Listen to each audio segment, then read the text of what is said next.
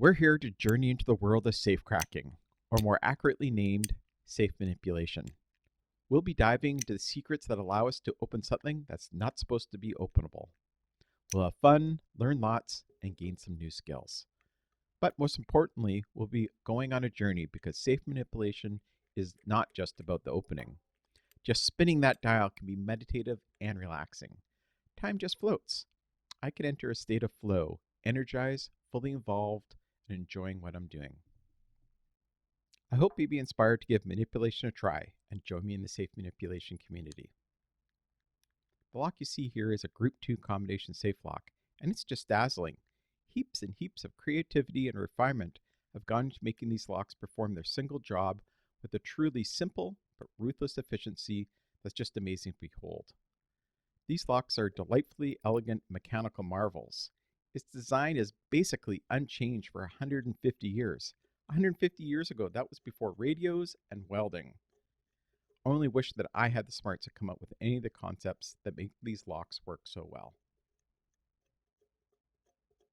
Together, we'll be journeying into their world to learn not only how they function, but exploit a design vulnerability that allows us to crack them open in a process called safe manipulation. With some processes and a few simple manual dexterity skills, I hope you'll be inspired to give it a try and join me. I call this the Blastastic Journey for two reasons. First, Blastastic is a portmanteau, or joining together two words, blast and fantastic, to make Blastastic. It symbolizes some of my passion I have for safe manipulation. It can be really engaging, exciting, and satisfying to open something you're not supposed to be able to open. But more importantly, it's a journey. Just spinning the dial can be meditative and relaxing. Safe manipulation is really about the journey, not the opening. There's already great content out there available from people like Lock Manipulator and Michael Maynard. That's where I learned. I've included their links in the description so you can check out their great content.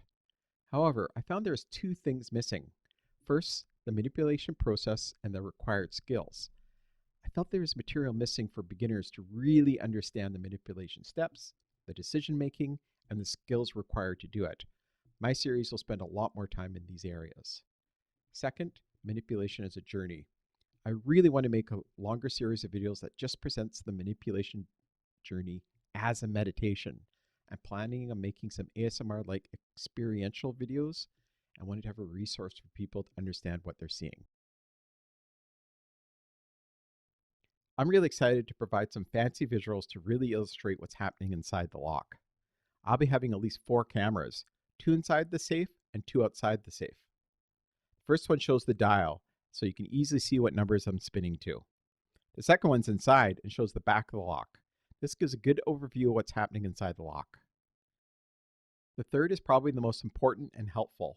It's inside the safe and looking straight down at the lock from above. I don't want to get into how the lock works right now, but being able to see which wheels are moving with the dial is really going to make everything clear. Finally, there's a fourth camera, which provides a really easy and accurate way to read the dial, which is crucial in the manipulation process. I've even got a fancy safe manipulation microphone so you can see and hear what's going on.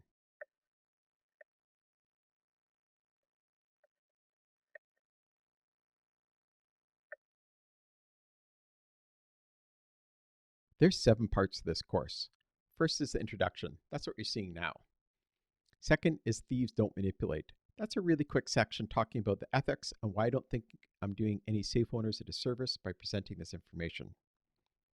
Third, how safe locks work. This is where we're really going to get into the parts of a lock, how they all work together, and see them as the mechanical marvels they really are. Fourth is the design weaknesses. This is where we look at how locks are crackable and introduce the fairly easy required manual skills. 5, the manipulation process. We'll be looking at a simple beginner-focused process that takes us through all the steps and decision-making required to manipulate the lock. Step 6, sample full manipulation process. We'll be going through a full manipulation. Don't worry, it's not going to be ASMR if that bothers you, but that's going to be a really detailed look at what's going on. And finally, conclusions. This is where we'll summarize. The Group 2 combination safe lock. Join me on this Blastastic journey as we demystify these mechanical marvels and learn how to manipulate them open. Please like and subscribe and leave me a comment.